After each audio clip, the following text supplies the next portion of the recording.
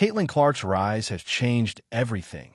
TV deals, fan interest, merchandise sales. But now her name is being used to protect ventures that couldn't stand on their own. Napheesa Collier's sudden embrace of Clark, after months of pushing an opposing business model, has fans raising eyebrows.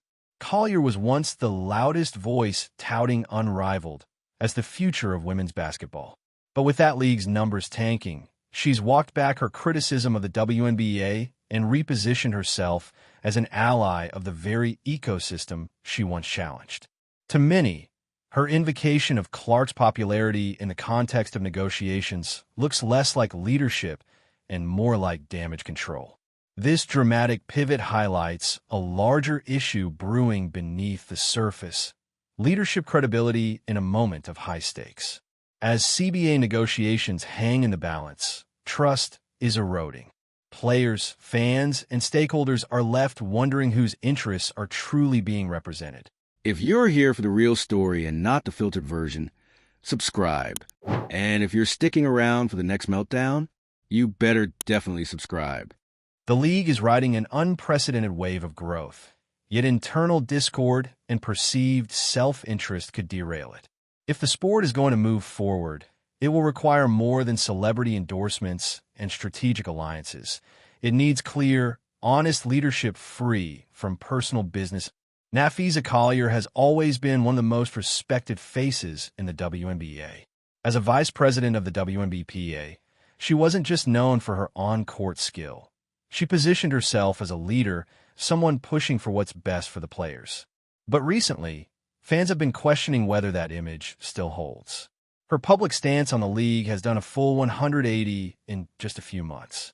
First, she was taking jabs at the WNBA's infrastructure, openly criticizing the league's business model and how it treated players. Now, she's all about unity and staying together for the good of the sport. That switch didn't come out of nowhere. It came right after her own project, the Unrivaled League, started unraveling in public. The timing was too convenient. The same woman who just months ago was pushing an alternative model to replace the WNBA suddenly started waving the league's flag the minute her business venture started looking shaky. Fans noticed, and they didn't hold back. Unrivaled launched with big promises. Collier said it was a player-first league built by women for women. It was supposed to fix the very problem she claimed the WNBA couldn't. But when Season 2 debuted, it was met with a brutal reality check. Just 40,000 viewers tuned in. That's not a typo. 40,000. For comparison, reruns of reality dating shows regularly pull triple that. Collier had claimed Unrivaled would redefine women's basketball and that they had cracked the code on media rights. But now, those statements look less like leadership and more like overconfident branding. After those viewership numbers dropped, so did the public support. And it didn't help that Unrivaled was competing directly with the league Collier was supposed to be helping negotiate for. With her league floundering, Collier pivoted hard. Suddenly, her press quotes started sounding like they came from a WNBA PR rep. She began praising the league's growth, calling for solidarity among players, and emphasizing the importance of getting a strong collective bargaining agreement in place. The same WNBA she said wasn't doing enough for players was now the future of women's basketball. This flip-flop didn't go unnoticed. Fans called it out immediately, pointing to her clear conflict of interest. How can someone leading a rival league also represent player interests in WNBPA negotiations? And more importantly, why was she only pushing for unity now that her own project was tanking? The about-face reeked of damage control, not principle. Enter Caitlin Clark. Her name has become synonymous with the explosive growth in women's basketball. Every game she plays draws huge audiences. When she entered the league, she didn't just bring talent. She brought viewers, sponsorships, and massive national attention. She's the kind of breakout star that shifts the entire economy of a sport. Collier saw that, and suddenly, she began name-dropping Clark in interviews. She shifted her narrative again, this time using Clark as a symbol of why players need to stick together. The subtext was obvious. After building her entire case on the idea that the league model was broken, Collier was now using the league's biggest rising star as a reason to support it. It felt like she was trying to ride the Clark wave to rehabilitate her own image. The irony didn't go unnoticed. Collier had trashed the system Clark now represents. She'd positioned Unrivaled as the antidote to a failing league. But the numbers didn't lie. Clark's games consistently pulled massive viewership. Her presence created sold-out arenas. Her jersey topped sales. If anything, Clark validated the league Collier had dismissed. And yet, in the middle of the CBA negotiations, Collier positioned herself as a champion of unity while simultaneously holding ownership in a competing league. The players were watching. The fans were watching. Everyone had the same question. Who is she really speaking for? The current negotiations for the new collective bargaining agreement are already tense. The WNBPA and league executives are trying to define the next era of women's basketball. There's real momentum now, thanks to Clark and other breakout stars, and there's also serious money on the table. The stakes have never been higher. But Collier's dual role throws a wrench in the entire process. How can players trust that their union rep is negotiating in their best interest when she's financially invested in a league that could directly compete with their livelihoods? It's not just a PR problem, it's an ethics problem, one that could collapse the fragile unity Collier keeps preaching about. That trust issue is growing. Players want transparency. Fans want authenticity. But when someone switches positions so fast and uses a rookie star's momentum as political cover, it doesn't exactly inspire confidence. The growing backlash isn't about one bad press quote. It's about leadership that feels reactive instead of principled. At this point, fans aren't even subtle about it. Social media is full of comments dragging Collier for clout chasing, for using Clark's popularity to distract from Unrivaled's collapse, and for trying to frame it all as player empowerment, when in reality, it looks more like brand management. Conference. Clark, for her part, hasn't said anything directly about the controversy. She stayed focused on her game and her responsibilities. But she doesn't have to say anything. The numbers speak for her. Clark's press conferences draw more attention than full Unrivaled games. She doesn't need to defend the league. She's proving its value just by showing up. And that's what makes Collier's strategy even more transparent. Tying herself to Clark in public statements doesn't come off as unity. It comes off as strategy. A way to distance herself from Unrivaled's failure and align with a figure the public actually trusts. But the public can tell when a pivot is sincere and when it's survival. Meanwhile, the season is creeping up and there's still no final agreement on the table. The clock is ticking, and if both sides can't land a deal, the league could be looking at a strike or lockout. That would be catastrophic. All the new fans Clark brought in, gone. All the momentum from record-breaking viewership, wasted. This moment was supposed to be the launch pad for women's basketball. Instead, it's starting to look like a missed opportunity, derailed by infighting and mixed agendas. And a lot of that centers around whether the people at the table are really representing the players, or just themselves. The bigger issue here is trust. Leadership only works when people believe you're acting in their best interest. When your decisions start looking like they're tied to personal investments, that belief crumbles. Collier had a platform, and she had credibility. But when Unrivaled tanked and her messaging flipped, she lost both. Women's basketball is on the edge of something historic. The audience is here. The sponsors are watching. The athletes are showing up. But if the people in charge keep pulling in different directions, it's all at risk.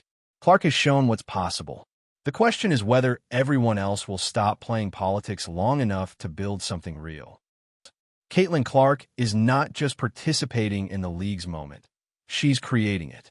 She's the spark that turned casual viewers into fans and diehards into evangelists. Every time she steps onto the court, social media lights up, networks adjust their programming, and new eyes lock onto the WNBA. This isn't just hype. It's numbers. She's outdrawing MLB games in some markets. Her rookie contract became a topic on major sports shows. Endorsement deals rolled in before she even played her first official game. All of this during the very CBA cycle that Collier tried to challenge with Unrivaled. And now, Collier wants to appear as if she's part of that same success story. Conference. At a recent press conference, Clark stayed on message. Focused. Professional. She talked about getting better, helping her team, and showing up every game. No veiled shots. No politics. Just pure commitment. And maybe that's why she's resonating with so many people. Fans don't want posturing. They don't care for boardroom spin. They want someone who shows up and delivers. Clark does that without the extra noise. She's not just media trained, she's consistent. And that consistency is why her image is nearly untouchable, while Collier's is stuck in crisis management mode. Collier's Unrivaled experiment tried to ride that same wave of visibility, but it missed the mark. The product wasn't strong enough, the marketing didn't land, and the timing was all wrong. There's nothing wrong with innovation. The problem was how aggressively it was positioned against the very institution she now claims to support. When you present yourself as the solution, you can't ask for sympathy when the solution fails. You can't demand loyalty from players while trying to build a platform that draws them away. That's not empowerment. That's competition. And in this case, it didn't pan out. So when Collier went from disruptive entrepreneur to league loyalist overnight, people raised eyebrows. Not just because of the shift, but because of what it revealed. That her loyalty might have more to do with optics and less to do with actual advocacy. And it's not just fans noticing. League insiders, journalists, and even fellow players are starting to distance themselves. Publicly, people are polite. But behind the scenes, there's growing frustration about how the leadership has handled these negotiations, especially with so many agendas bleeding into one another. Meanwhile, Clark keeps doing what she does best, hooping and winning people over. She speaks when she needs to, but more often than not, she lets her game talk. And right now, that game is doing more for women's basketball than any press release ever could. It's a contrast that couldn't be clearer.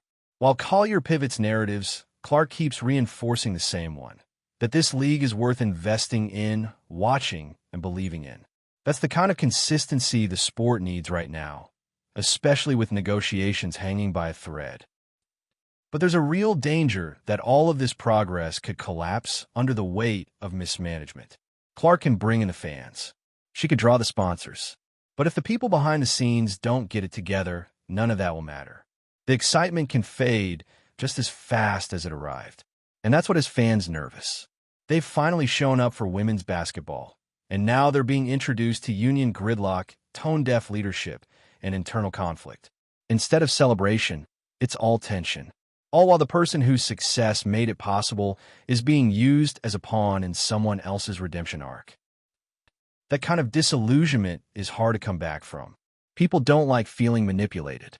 And using Clark's rise to justify your own flip-flop, it's not just tone-deaf, it's insulting to the fans who know the full story.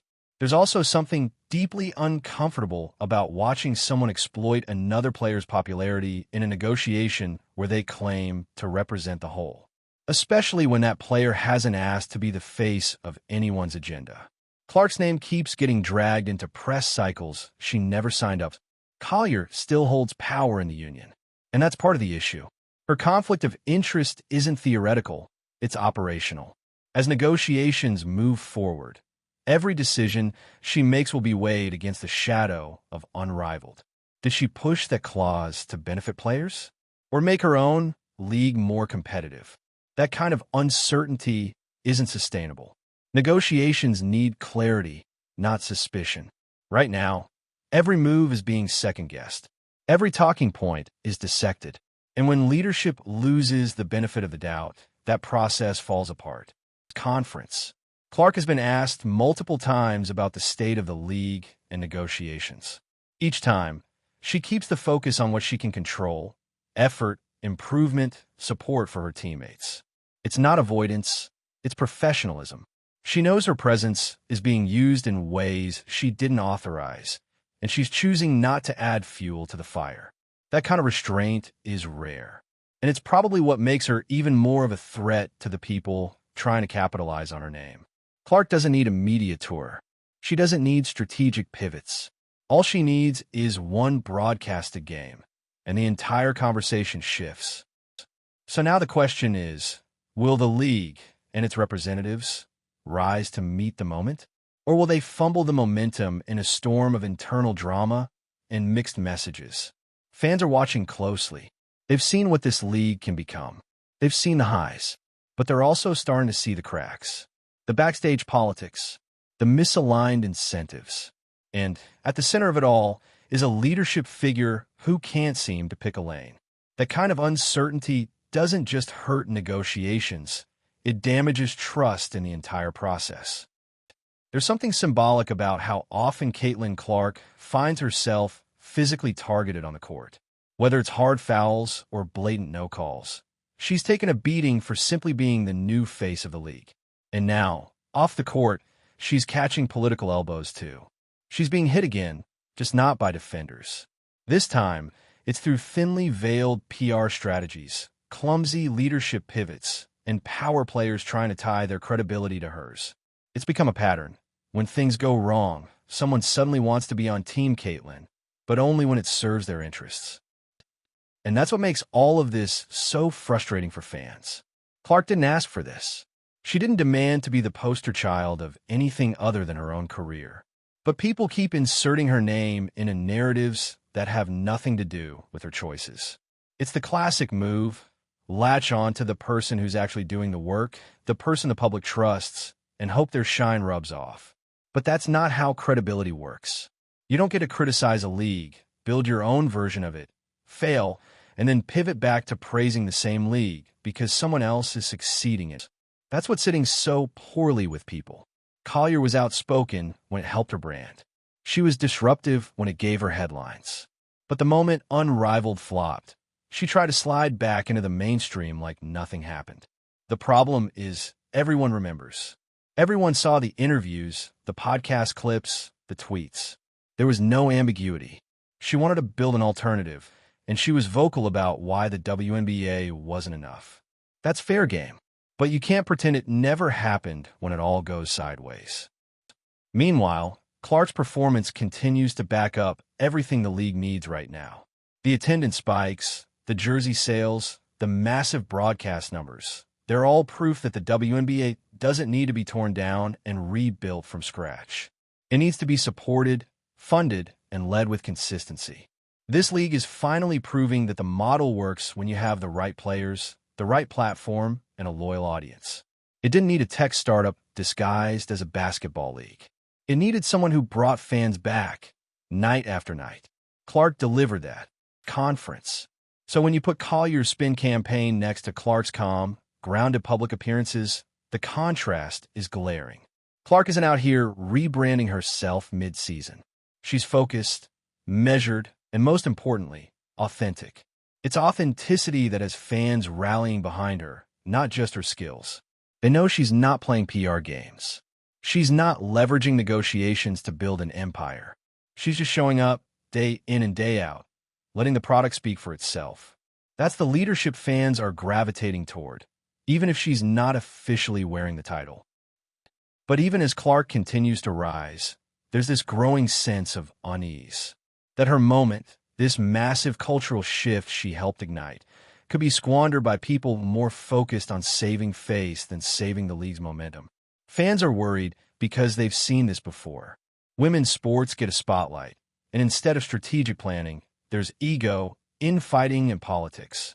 The people with the power start prioritizing their own narratives over the actual growth of the game. It's not just frustrating, it's exhausting. And the sad truth is, Unrivaled didn't fail just because of ratings. It failed because it tried to run before it could walk. It leaned too heavily on marketing, too lightly on infrastructure, and assumed that branding alone could carry an entire league. Collier and her partners made promises they couldn't fulfill. Then, instead of owning that, they started reshaping their messaging mid-collapse.